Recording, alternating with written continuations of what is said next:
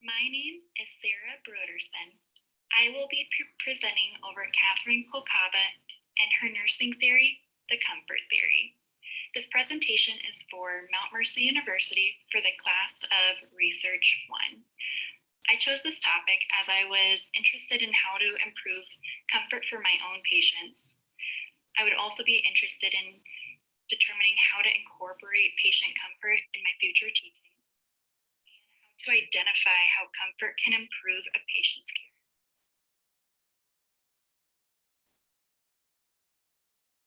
The objectives and goals for this presentation are as listed. The first is to identify Katharine Kolcaba's background, experience in relation to nursing theory.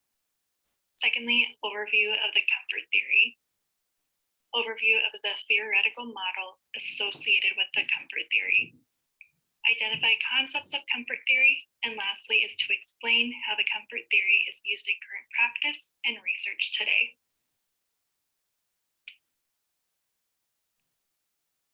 Katharine Kolcaba was born and raised in Cleveland, Ohio. From there, she graduated from St. Luke's Hospital School of Nursing in 1965 and went on to work in gerontology and end-of-life areas. She also went on to get her PhD in the 1990s and became known for her contribution to nursing research and nursing practice. Katharine Kolcaba specialized in multiple areas, including gerontology, end-of-life, long-term care, comfort studies, nursing theory, and nursing research. She went on to publish Comfort Theory and Practice, a vision for holistic healthcare and research in the 1990s along with her PhD. Currently, she works as a professor at the University of Yukon College of Nursing.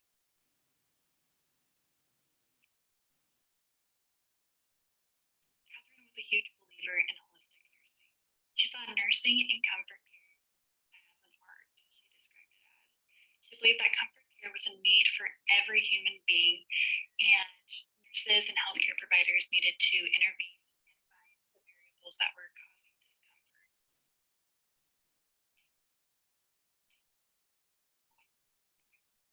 The evolution of the comfort theory for Katharine Kolcaba actually started with an assignment she had to do during her doctorate. This class was actually the nursing theory. The assignment was to have all the students put together a diagram that showed positive and negative effects based on nursing practice. The students were supposed to put together goals for their patients and identify how their nursing style and values actually affected those goals. Kolcaba looked back on her experience in the Alzheimer's unit. A lot of the patients she worked with were nonverbal residents that had Alzheimer's. She identified that minor physical or emotional triggers could actually cause a disruption in the balance of their behavior. If a resident had some emotional distress, then they would become agitated, uncooperative, have tantrums, and potentially become violent. She identified that identifying these triggers and variables and putting together interventions to improve that patient's comfort could actually keep them happier and have them have a quote unquote better equilibrium of their behavior.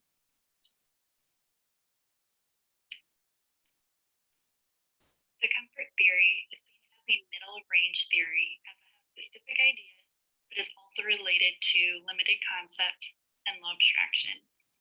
It is also a conceptual framework as it has multiple contexts and multiple ideas that are organized well. This theory was organized to improve patient outcomes, identify variables related to discomfort, improve nursing relationships with both patients and families, improve satisfaction, and improve the quality of life for patients.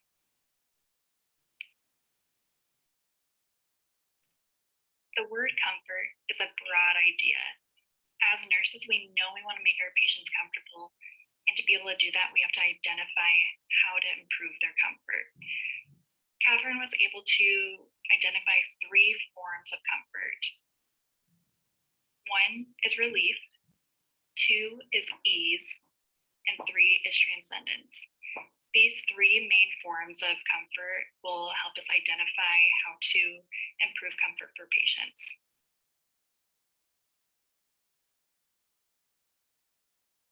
The first form of comfort is relief. This defines when I think of comfort, I think of the physical being of a patient. Relief defines the comfort needs are met by a patient, and that will cause a sense of relief for that patient. When I think of comfort in general, I think of a patient uncomfortable or in pain, and how we're actually going to improve that to make that patient comfortable. For my example here, a patient's painful, so a nurse is going to intervene and give that patient after that pain medication is in full force, they're going to have a sense of relief as they're less painful.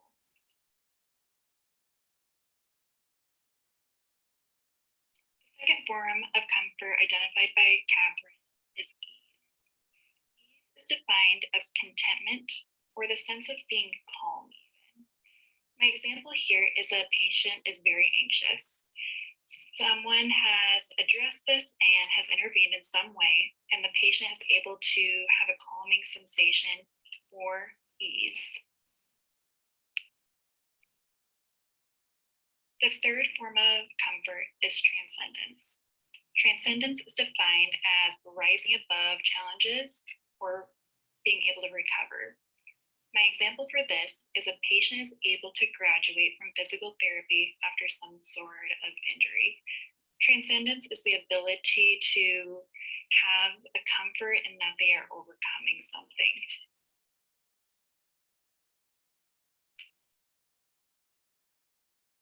Along with the forms of comfort, we also have contexts related to comfort that Katharine has identified. The first one is physical. Physical is related to like the physical body sensations, pain, mechanisms of the body. Usually, this is related to the form of comfort as relief. The physical, for example, is again that pain medication, that physical sensation of pain has been overcome by that pain medication, and that patient's going to have relief. Psychospiritual is defined as self-esteem, identity, sexuality, meaning in life, and a person's spirituality. This is usually seen as the form of comfort of ease. Environmental is temperature, physical surroundings, noise, smells, etc. That can cause comfort or discomfort for a patient. Usually this will be seen as also relief as a form. Sociocultural is family, social relationships, religious practices, and traditions, etc. This can also be seen as ease as well by making a patient comfortable.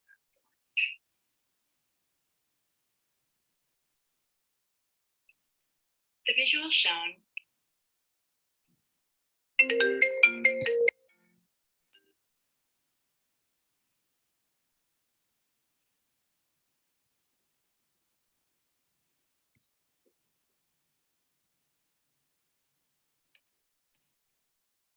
gives a really good example of being able to identify variables that may be causing a patient discomfort or an area that a patient's comfort could be improved in. For example, your contexts are on the sides and your forms of comfort are up top in the blue. For physical, and relief, there is nausea listed, for example. If a patient was experiencing nausea, we could easily intervene with an antiemetic medication. By giving this medication, we would be intervening on that variable that's causing that patient discomfort and end up causing more comfort for that patient in the sense of relief.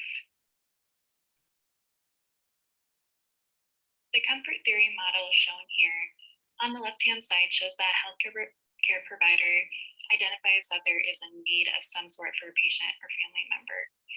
That healthcare provider then can go into identifying an intervention that may be needed to intervene on that variable. This then turns into an enhanced comfort of some sort, if that's relief, ease, or transcendence.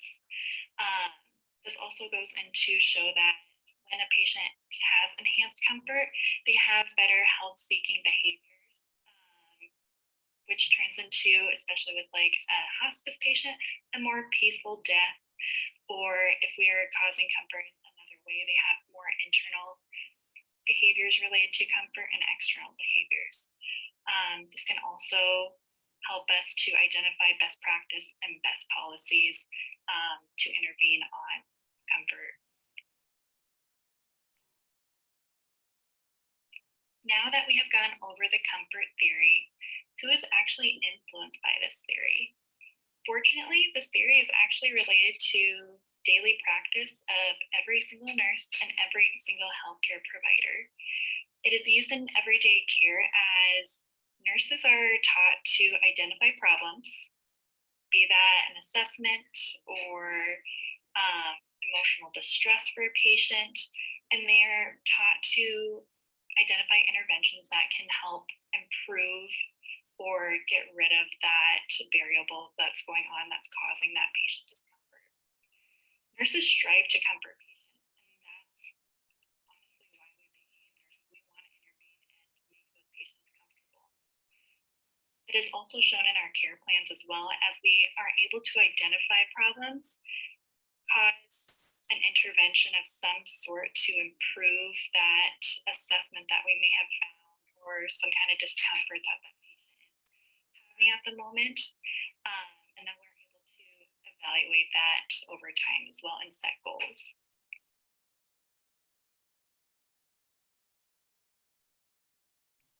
Kolcaba's goal for the comfort theory was to improve comfort based on variables, but found that there's even more benefits associated with improved comfort.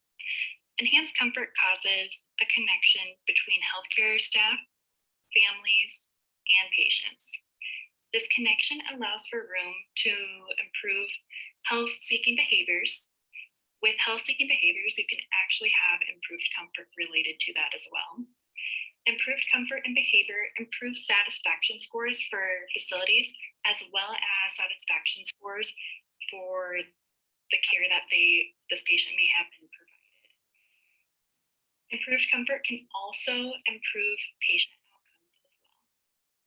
When trying to educate patients, if a patient has increased comfort levels, isn't painful, and isn't worried about other stressors, they are more willing to seek out education and can actually get more out of education during their stay at a facility.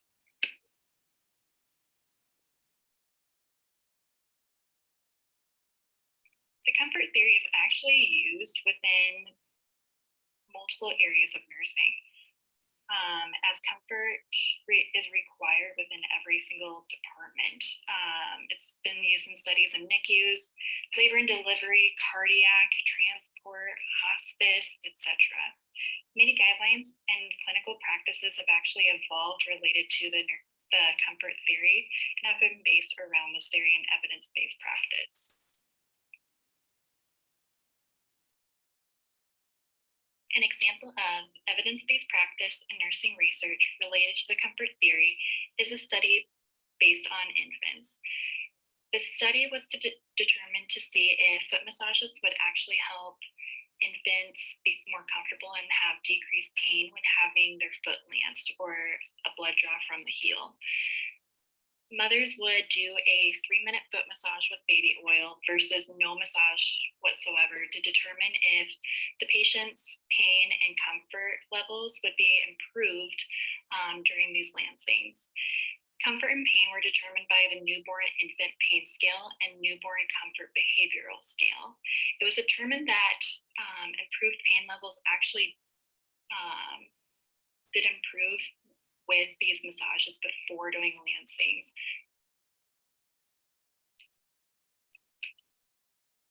Katharine Kolcaba is a nursing theorist who came up with the comfort theory during her doctoral studies. Kolcaba noticed with her Alzheimer's residents that if they had altered comfort, it would cause a disturbance in their emotions and physical reactions. The comfort theory is actually applied in daily nursing practice. It is involved in many evidence based practices and research studies. The comfort theory can help identify variables that need to be intervened on to improve their comfort.